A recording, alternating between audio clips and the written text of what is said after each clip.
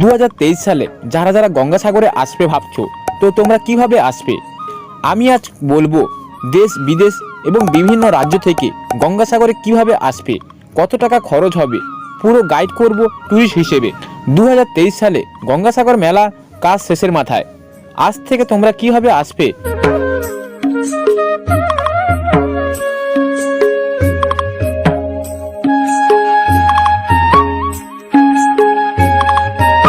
কথায় আছে, সব তীর্থ বারবার গঙ্গাসাগর একবার।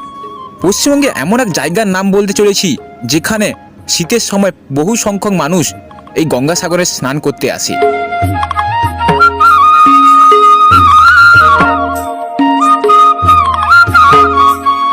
প্রত্যেক বছর মকর সংক্রান্তির দিন এই গঙ্গাসাগর মেলা বসে। মকর সংক্রান্তির দিন বহু তীর্থযাত্রী এখানে স্নান করতে আসে। কেউ বা আসে তাদের বাবা মার শ্রাদ্ধ দিতে, কেউ আবার ট্যুরিস্ট হিসেবে ঘুরতে। এই কপিলমুনির দর্শন কিভাবে করবেন, চলুন আজকের ভিডিওটা শুরু করা যাক। প্রথমে যারা বিভিন্ন রাজ্য থেকে আসছো, তোমরা প্রথমে কলকাতা চলে আসবে। কলকাতার নামটাই সবার জানা, কারণ এখানকার রসগোল্লা খুবই বিখ্যাত। কেউ ট্রেনে আসতে পারো, কেউ ফ্লাইটে আসতে পারো, কেউ আর বাসেও আসতে পারো।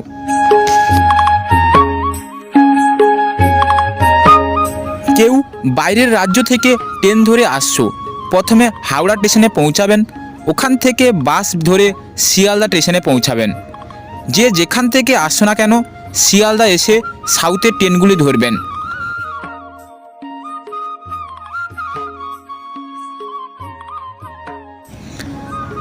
এবং কেউ ধরুন বাইরের রাজ্য থেকে ফ্লাইটে আসছো, ওখান থেকে অর্থাৎ আমাদের ফ্লাইটটা টেক আপ করে দমদমে এয়ারপোর্ট থেকে ট্যাক্সি ধরে শিয়ালদাতে পৌঁছাবেন। ওখান থেকে সাউথের ট্রেনটি ধরবেন, সাউথের শিয়ালদা টু নামখানা ট্রেনটি ধরবেন। শিয়ালদা থেকে নামখানার যে ট্রেনগুলি আসছে ওই ট্রেনগুলি ধরবেন। ট্রেনের টাইমটা আমার পাশে দেওয়া আছে কিংবা আমার ডিসক্রিপশনে দেওয়া আছে, আপনারা দেখতেই পারেন।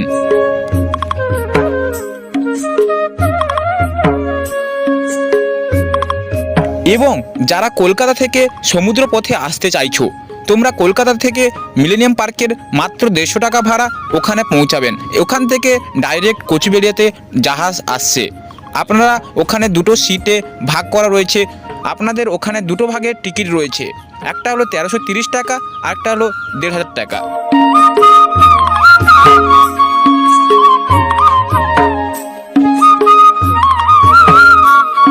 মিলেনিয়াম পার্ক থেকে কোচবিহার ডাইরেক্ট লঞ্চ আসছে। সাগর মেলার সময় সবসময় অ্যাভেলেবেল থাকে এবং অন্যান্য সময়ে সপ্তাহে 2 দিন অ্যাভেলেবেল থাকে, শনি এবং রবিবার। আপনারা টিকিট ডাইরেক্ট কাটতে পারেন এবং অনলাইনেও কাটা যায়।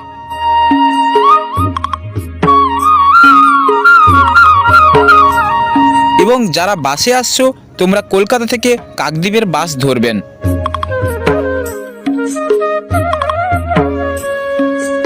শিয়ালদা থেকে নামখানার টিকিটের মূল্য মাত্র 25 টাকা। যারা শিয়াল থেকে নামখানার ট্রেন ধরেছেন তারা কাকদ্বীপ বা নামখানাতে নামতে পারেন।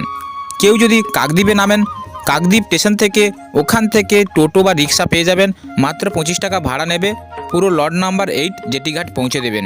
ওখান থেকে মাত্র 10 টাকার টিকিট নিয়ে ভ্যাসেলে উঠবেন, পুরো কোচবিহারিতে পৌঁছাবেন। ওখান থেকে বাস বা অটো পেয়ে যাবেন, মাত্র 40 টাকা ভাড়া, পুরো গঙ্গাসাগর পৌঁছে দেবেন।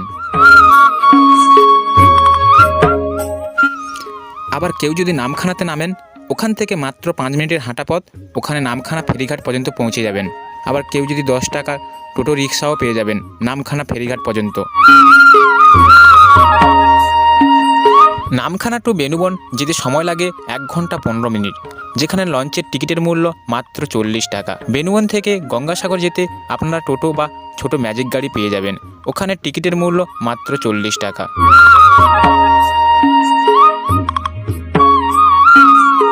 গঙ্গাসাগরে এসে গঙ্গায় স্নান করবেন এবং কপিলমুনির দর্শন করবেন, মন্দিরের দর্শন করবেন। তারপরে আপনারা যারা গঙ্গাসাগর মেলা বাদে অন্যান্য সময় আসছো, তোমরা গঙ্গাসাগর অ্যাপটা ডাউনলোড করে রাখো। ওখানে ভ্যাসেলের টাইম, লঞ্চের টাইম দেওয়া থাকে এবং ট্রেনের টাইমও দেওয়া থাকে।